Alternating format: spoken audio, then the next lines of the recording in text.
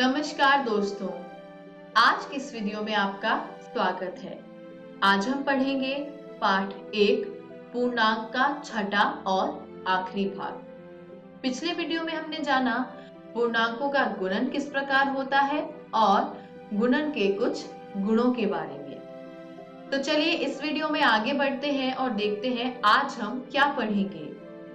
आज हम जानेंगे पूर्णांकों का विभाजन किस प्रकार होता है और पूर्णांकों के विभाजन के क्या गुण होते हैं। तो शुरू करेंगे पहले विषय के साथ और जानेंगे दो धनात्मक पूर्णांकों का विभाजन। तो जब आप धनात्मक 12 को भाग देते हैं धनात्मक 4 से तो आपको उत्तर में 3 प्राप्त होता है। यानी दो धनात्मक संख्याओं को जब आप भाग देंगे तो परिणाम में आने वाली संख्या भी धनात्मक होगी। तो चलिए आगे बढ़ते हैं और देखते हैं एक धनात्मक और एक ऋणात्मक पूर्णांकों का विभाजन।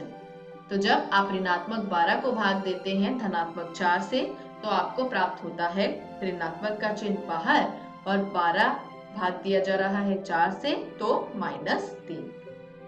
यानी जब एक ऋणात्मक पूर्णांक को धनात्मक पूर्णांक से भाग दिया जाता है तो परिणाम में ऋणात्मक पूर्णांक प्राप्त होता है। और ठीक उसी प्रकार जब आप एक धनात्मक 12 को भाग देंगे ऋणात्मक 2 से तो आपको प्राप्त होगा ऋणात्मक चिन्ह बाहर, 12 को भाग दिया जा रहा है 2 से यानी -6। तो एक धनात्मक संख्या जब भाग दी जाती है एक ऋणात्मक संख्या से तो परिणाम में आपको एक ऋणात्मक संख्या प्राप्त होती है। आइए देखते हैं दो ऋणात्मक पूर्णांकों का विभाजन। तो जब आप ऋणात्मक 45 को भाग देंगे ऋणात्मक 9 से तो आपको परिणाम में 5 प्राप्त होता है। यानी किसी भी ऋणात्मक पूर्णांक को जब दूसरे ऋणात्मक पूर्णांक से भाग दिया जाता है तो आपको एक धनात्मक पूर्णांक प्राप्त होता है। तो चलिए आगे बढ़ते हैं और देखते हैं पूर्णांकों के विभाजन के गुण के बारे में। तो आपके सामने एक सारणी दी गई है जिसमें पहले स्तंभ में गुण लिखा जाएगा, फिर उस गुण पर आधारित एक उदाहरण होगा और उसके बिना पर हम तय करेंगे कि यह सत्य है या नहीं है। पहला गुण है समृद्ध गुण। आइए उदाहरण देखते हैं। 12 जो कि एक धनात्मक पूर्णांक है भाग दिया जा रहा है दूसरे धनात्मक पूर्णांक 3 से और उत्तर में प्राप्त हो रहा है 4। यानी परिणाम में जो आया वह भी एक पूर्णांक है। तो यहाँ तो समृद्ध गुण सत्य हुआ, किंतु क्या हर स्थिति में ये संभव है? आइए देखते हैं। यदि 3 को भाग दिया जाए 12 से तो आपको प्राप्त होगा 1/4 जो कि एक पूर्णांक नहीं बल्कि एक परिमेय संख्या है। यानी ऐसा जरूरी नहीं है कि यदि दो पूर्णांकों को भाग दिया जाए तो परिणाम में एक पूर्णांक प्राप्त हो।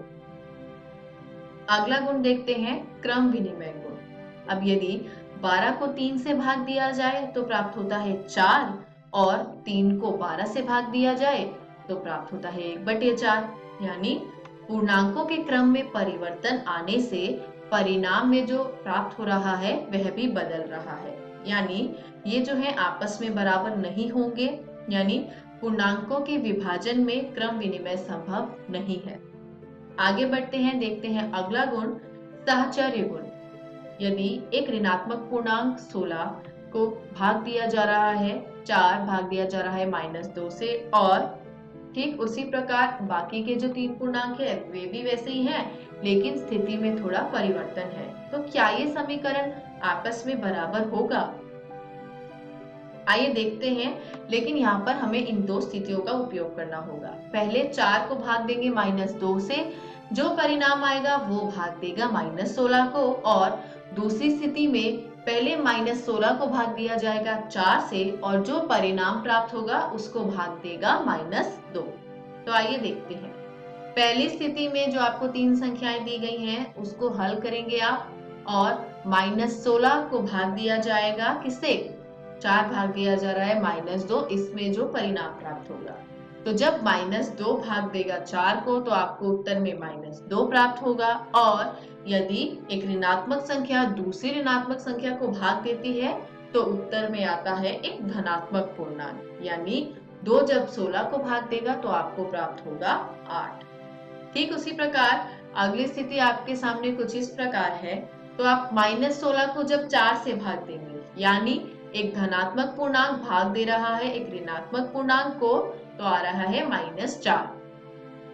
अब इसको भाग दिया जाएगा -2 से।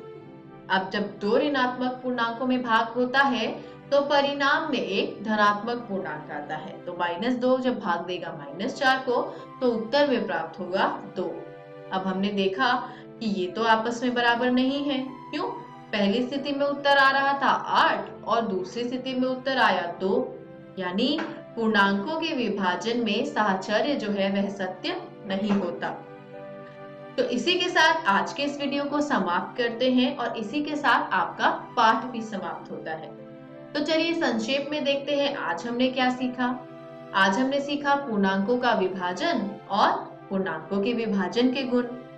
घर जाइए, इस पाठ में दी गई जितनी भी प्रश्नावली है सबको हल कीजिए और जानते हैं अब कि हम अगले वीडियो में क्या पढ़ेंगे। अगले वीडियो में हम शुरू करेंगे एक नया पाठ भिन्न। धन्यवाद।